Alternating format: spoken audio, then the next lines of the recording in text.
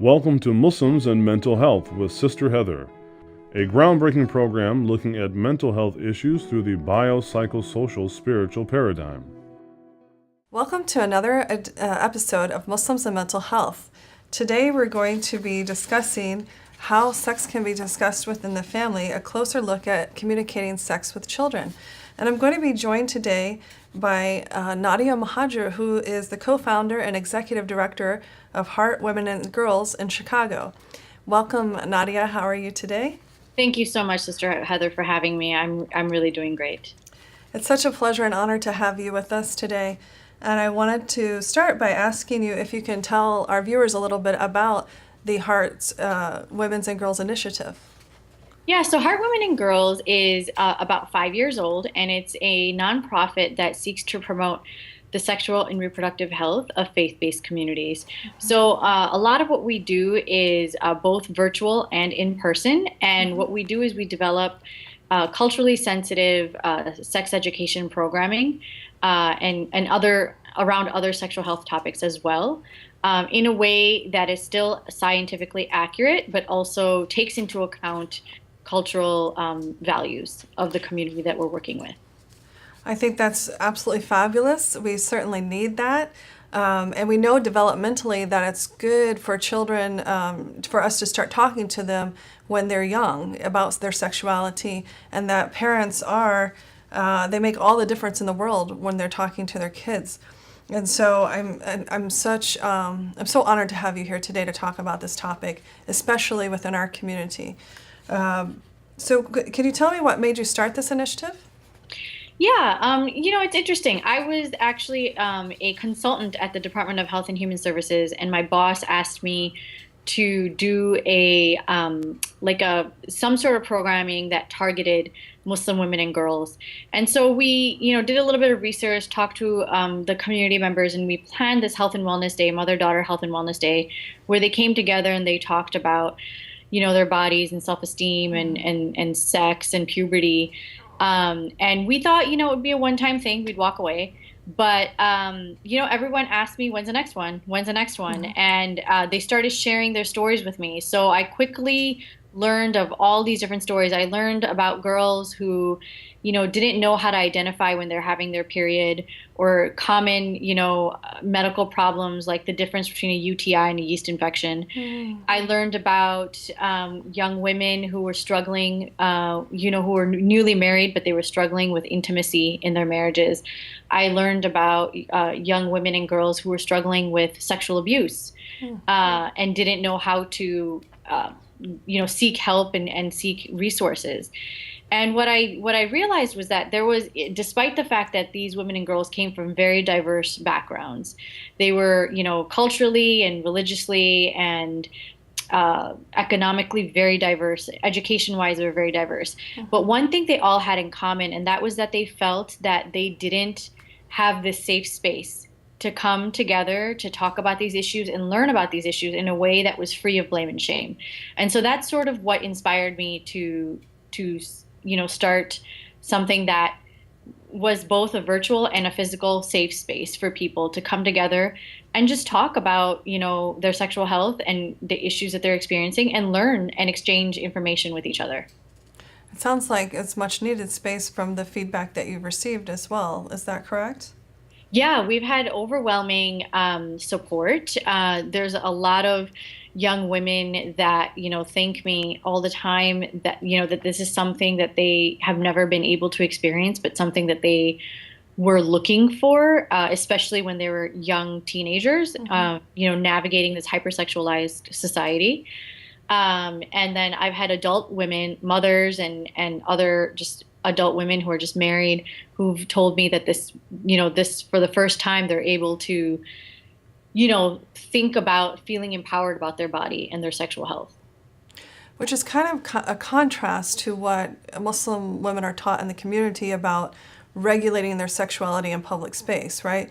And so to be in a society that's hypersexual and then be told to regulate your sexuality in public space, you can see where they would be wondering, well, what space can I talk about this in? It's kind of confusing, right? It's a little It's absolutely very confusing. It's so many mixed messages, and I think that it's about reclaiming some of these ideas. And I mean, if you look at the texts in the historical like sort of tradition of Islam, there is no shame around these topics, and there is this encouragement to learn about your body and to ask whatever questions you need to in order to make responsible decisions and safe decisions for your body. And so there is no contradiction, but I feel like a lot of the culture has taken over, and sort of this emphasis on modesty and privacy and purity of these issues has really been confused and conflated with this idea of shame, which results in creating this silence and this taboo type of feel around these issues. Which is actually sort of alien to our tradition. Yes. Actually, just people are not aware of that, maybe. Yeah. Yeah. Yeah. So, how would you like to see, or what would you like to see happen moving forward with Heart's Women's and Girls Initiative? Like, where do you want to take it from here? I mean, it sounds like you have a breadth of work that you want to accomplish, but, just to let our viewers know where you're like. I mean, ultimately, so our vision is to create leaders of wellness so that these young women and girls are people in their own communities that can sustain our mission after we leave, right? So we want to be able to empower women and girls to be resources of this health information for each other. So that we don't always have to be there to do that. And I think that the only way that we can do that is a commitment to consistent conversation around these issues, and to challenge each other of the certain biases and prejudices that we sort of hold on a daily basis. Okay. I think, hopefully you'll get all the support you need, because this is much needed. And I like the idea of teaching people how to fish, to like a fish for themselves kind of idea, as opposed to, if you're gone, then the whole thing is missing. It's really nice that you're leaving a legacy of something. So I want to ask you, how do you see parental involvement in discussing sex and sexuality with their children affecting the Muslim community, both between Muslims and then with the dominant culture? I think it's important to start having these conversations at every level. So yes, the kids who are allowed to attend their sex education classes, they get that sort of conversation at home, at school. They get it with their peers when they interact with their peers. But I think it's just as important to have these conversations at home, in whatever fashion, you and your family want to have it. But it should be open, and it should be regular and consistent. So it's not just a one-time thing where you tell your kid when they're 10 about, sex and periods, and then you never, you don't leave the lines of communication open. It's really important to keep having these conversations, and to have it in a way that they don't feel like they're shamed for asking those questions, or feel like they're automatically being accused of something that they may or may not have done. Right, because we know that shame is often either leads to fear or it's caused by fear.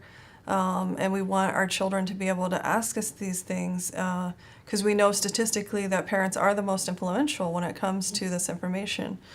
Can you tell our viewers about the resources of your organization that you've developed, such as the Let's Talk About Sex and the Guide to Effective Programming for Muslim Youth and Sex Education for Muslim Youth, starting the conversation? Yeah, so we actually have developed a number of different toolkits for parents and educators on how to actually start thinking about having these conversations, and how to start thinking for educators on how to develop these culturally sensitive programs for their institutions. We're currently working on a more parent-oriented guide just for parents on how to have this conversation at home. And we just launched a website called Below Your Belt, bybconversations.com, which is a collaborative between Heart Women and Girls and the Women's Health Foundation.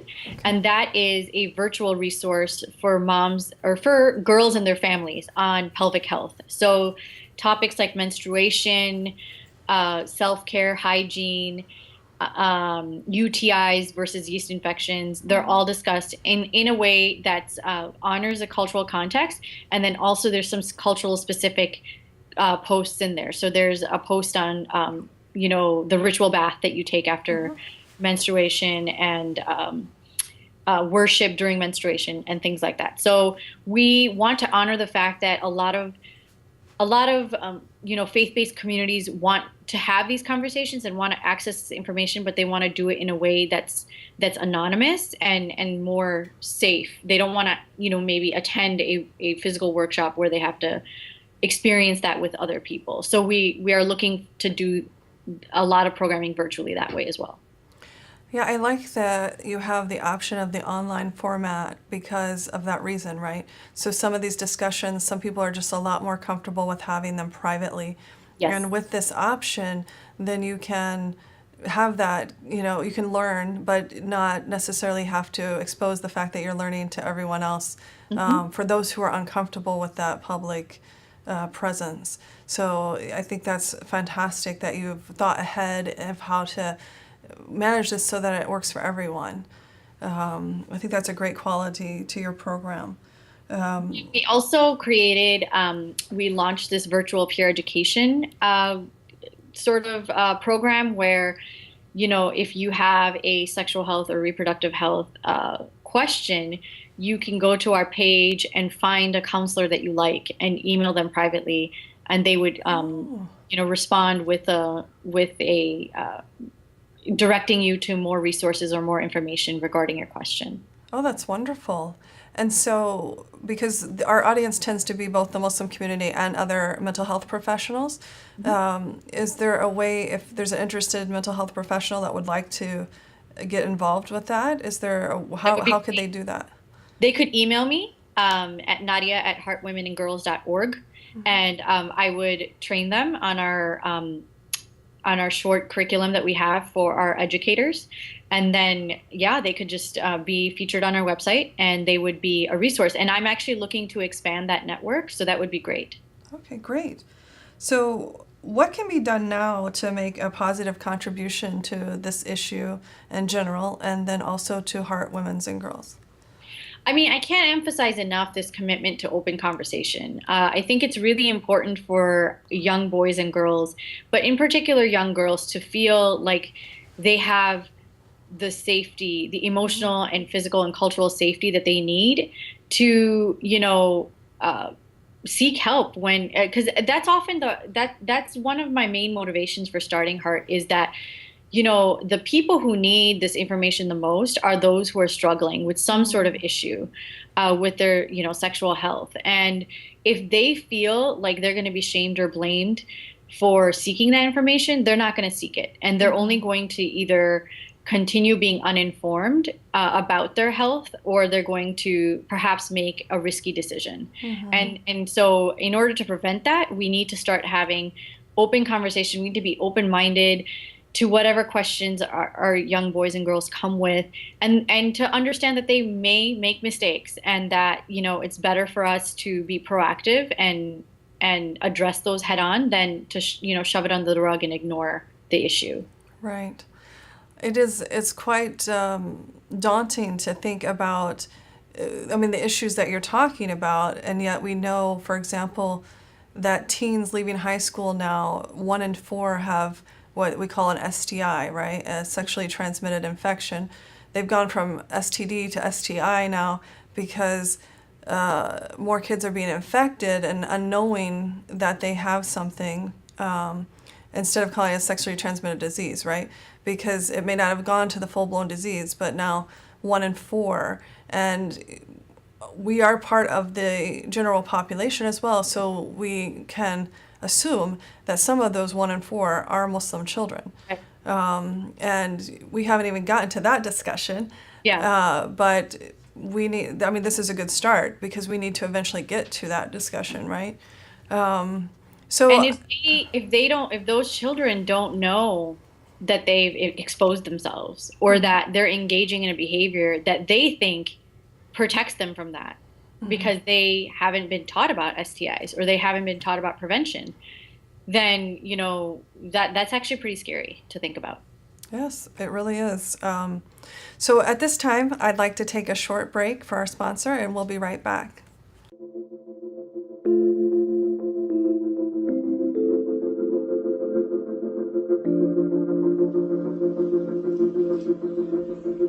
Hi, welcome to Adelante. This is Adelante Recovery, and my name is Yvette Kuglin, and I'm part of the staff. Adelante Recovery Center has helped people in dual diagnosis for 5 years. We accept most PPO insurances and provide luxury accommodations and 24-hour support. To speak with an admissions counselor, call 1-888-242-4450. A lot of time we don't even know what's wrong with us, and sometimes we need to get away to figure that out. So if you want to go for a little retreat out in Corona Del Mar, which is a confidential location, we're here to help. So we're only a phone call away. Thank you. Welcome back to Muslims and Mental Health. Today we are discussing how sex can be discussed within the family and a closer look at communicating sex with children. I'm joined with Nadia Mahajer from Chicago with the organization Hearts, Women and Girls. So Nadia, I'd like to continue the conversation by asking you, what can people watching our program today do to help further progress in this area of communication with their children and the works of Hearts, Women's and Girls? I think that, so we have educators across the nation. In particular, we actually have 3 in California right now. And we have some programming in Canada, and we've done programming in New Jersey and Michigan and Boston. So, inviting us to, have workshops and in-person programming, in your community would be a start. And seeing, how we can start facilitating that discussion in your community. And then when we leave, it continues. We like to develop long-term relationships with our out-of-state partners so that, they can continue the work after we leave. So that's one thing. And just, again, having a commitment to open conversations, talking to your Sunday school and your Islamic school, if your kids go to private Islamic school, and ask them what kind of sex ed curriculum do they have? What does it cover? How can we improve it? What are the needs of our youth as well? So in these presentations that you do, what are they typical venues in which you do them? Is it like mosque and schools or something different? It's everything. So we've done a handful in mosques, and then mostly we've done them at private Islamic schools or community centers. Sometimes they're just completely, neutral places like, hotels and other kinds of conference rooms, so that, it's kind of a neutral space. People do sometimes feel a little awkward having these discussions in the mosque setting, right, which we want to, honor. And I think that's fair. Okay, that makes sense. So is there anything else you would like to add at this time about this topic? Just that, one of the things that for me is important is what I've noticed is I can't express enough just how you were talking about how the statistics for STIs are so high. I can't tell you the number of stories that I've heard about sexual abuse and how common sexual abuse is. And we know that the general statistics are that 1 in 6 women are at some point in their life survivors of sexual assault. And even though there's no research that's specific to the faith-based and Muslim community, I just in the experience that I've had working in this field for so long, I have no doubt that number is pretty similar in the Muslim community, and that underreporting of those crimes is actually probably higher because of the stigma that's associated with it. Well, we also know there have been a couple of cases in the country. There's one in Detroit. There was one in Chicago that I know that you're very familiar with. So we know these cases exist. We don't know how many, but we do know that they exist. And I would like to emphasize as well for anybody watching, who is a victim of this or who knows someone who is a victim of this, that your teachers, therapists, police officers, doctors, all these people who work in the public sector are mandated reporters. They're people that they can go to and talk to about what's happened to them, and they can get them the help that they need.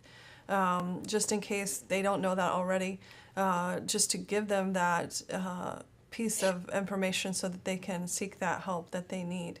And I'm sure that you guys as well at your organization would be willing to help them find the resources they need if they contacted you. So once again, could you give the contact information for Hearts Women and Girls? Yeah, so our website is www.heartwomenandgirls.org, and my email address is Nadia, NADIAH, @heartwomenandgirls.org. Great.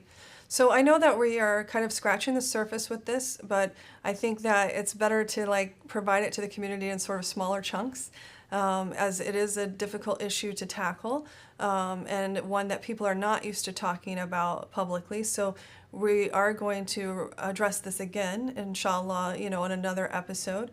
But for now, we're going to leave this topic here for today. But I do want to ask you a few fun questions, as we do with all our interviews. So I want to first ask you, who is your Muslim hero and why, if you have one? So yeah, I thought about that question a lot, and I would say that my Muslim hero living is Amina Matthews. She is she was in the documentary Interrupters and was for a long time part of the really important violence prevention organization here in Chicago called Ceasefire. And she's just amazing. She's very fierce, she's fearless, and she's doing some work that's so difficult and challenging, but also so selfless. Well, she's definitely a role model for all of us, for sure. What is your favorite concept in Islam and why? I would say for that, it's mercy. My favorite concept has always been mercy, and just I've always been humbled by, the incredible mercy that God bestows upon His creation, and I always wish for myself to aspire to that, but also those around me, because I feel like a lot of times, we are quick to either judge or we're quick to make another person feel bad for, something that they've done. And it's really important to remember to be merciful with each other. And so what is your favorite word and why? So this was an interesting question for me, because I was wondering what language you were referring to. Well, you can choose. Yeah. I would say, if we're talking about Arabic, that's a really quick answer for me. And that's the word sukoon, which I don't even know how you could translate. I don't even think it has a good translation in English. But I think the best translation would be like tranquility. But it's kind of like it's a tranquility that you really can't describe unless you say sukoon, and you know what that means. So I think that's by far my favorite word. Great. Well, thank you so much for being on our episode today, and I so appreciate you being here. And hopefully we'll have you back for our future episodes as well. So this concludes our episode today on Muslims and mental health. We are very much interested in your feedback, your concerns, any ideas you have for future shows. You can contact us at nafshealertherapy@gmail.com. That's NAFS HEALER therapy@gmail.com. And we are also currently looking for advertisers for the program. So if you like what you've seen today, please feel free to contact us at the same address to let us know of your interest in advertising. Thank you.